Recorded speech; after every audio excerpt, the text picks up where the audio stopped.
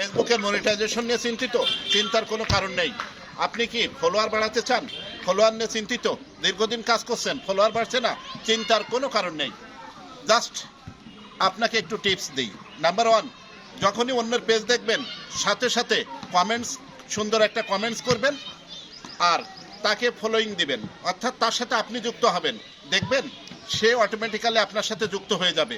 আরেকটা কথা বলি, আপনি যাকে ফলো করছেন তার প্রোফাইলে ঢুকে একটু প্রোফাইলটা দেখবেন।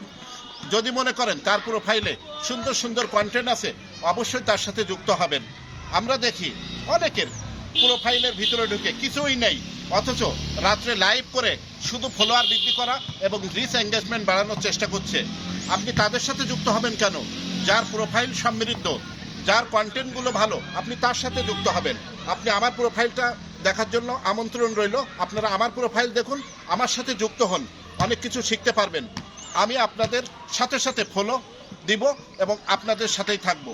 এই ট্রেডে কেউ ছোট বড় নেই, কাউকে ছোট করে দেখার কিছু নেই। সবাই একদিন ছোট ছিল এবং সফলতা লাভের পরেই সে বড় হয়। আপনিও বড় হবেন, হতাশার কোনো কারণ নেই। কাজ কন্টিনিউ করেন। সবাইকে ধন্যবাদ।